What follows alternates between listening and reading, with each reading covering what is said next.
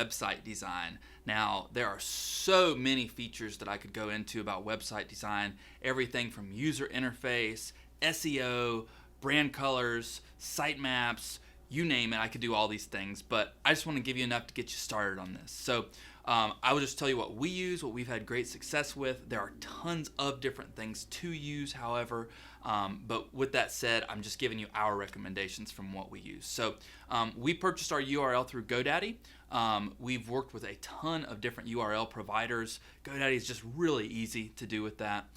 With that said, we used to use GoDaddy's hosting service, and it was terrible. I mean, it literally made our website lag by like 10-15 seconds, which is way too long for any website. So sorry, GoDaddy, but that's just the digs what happened, and you need to get that fixed. So not trying to cause any hate over here, but I would not suggest using GoDaddy's hosting, even though it is consolidated, easy, and it keeps it all on one platform. We ended up using Cloudways hosting, which has been tremendous for us, and we have saved so many clients so much load speed time on their website just by switching over to Cloudways hosting with that. So those are just our recommendations for using those things. But let's talk a little bit about website design and website development. Websites are adapting, they are changing, they are getting bigger, they are getting better, and that situation is not going to go away anytime soon. So the long and short of it is that if you can't afford to make a website, typically it's probably better just to go without one for the time being. You definitely want to have a professionally done website before you have a crummy one, because a crummy one in this day and age can really hurt your brand.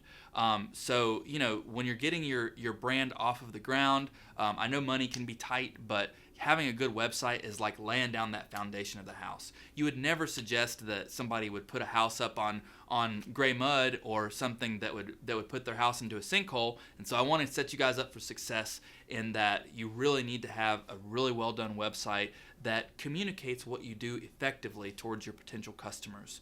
But what types of things need to be on a website? So first and foremost, it should be very easy to read and not an eyesore. So in general, you want to stay away from the usage of too many bright colors.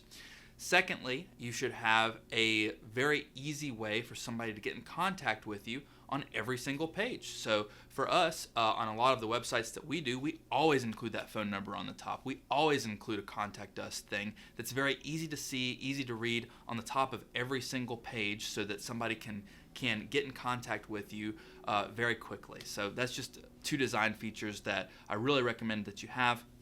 Outside of that, it's really nice to include an About Us section. So for some reason, we see this over and over and over again on analytics, but we see where people are just really interested in knowing the corporate culture behind the people they do business with.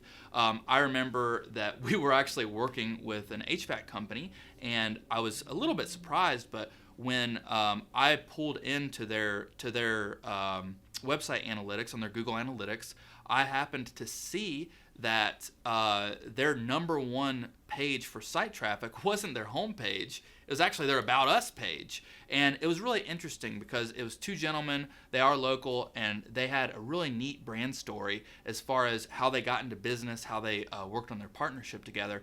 And it's just a really cool story. And I mean, it's shown through as well because it was what people kept going back to. They got a lot of referral business too, so I'm sure people were really interested in looking and reading that story. So you can't really omit the possibility of having that on your website. Outside of that, of course, you need to have your services and try to spell them out a little bit. You don't necessarily need to have prices, and in fact, in general, I would suggest against having prices on there unless price is something that is a competitive advantage to you. So if you're using lawn care, which is primarily price driven, and you're able to offer exceptional service at a decent price, then that might be something that I would put on there. The same thing goes for carpet cleaning or cleaning services. So getting a quote like that and having your website act as your 24/7 online sales system is a great method that you can use in the long term to get yourself more leads. So definitely want to include a services page on your website as well. Lastly, you want your website to be able to update, and you want it to be safe, and you want to be able to have updated content. So whether it's stuff that you're doing in the community or different opinion sections and segments that you have, a huge piece of SEO is updating the content on your website frequently. I always suggest that websites always have a blog section, even blog or articles or news, even if they are not, if it's not something that they're doing regularly. But just having content like that on your page is something that gives people the opportunity to say, hey, this is a real company, they're alive, they're active, they are doing things. It is a huge piece as far as SEO is concerned. And that pretty much wraps up some of the basic stuff with websites. Guys, if we can help you out at all with any of these things, it's what we do for a living. So click the link below. You can always schedule a free consultation with me or one of our lovely sales team, and we'll be happy to get you started on any of this logo color marketing, any of the social media page setups, or your website. Thanks and take care.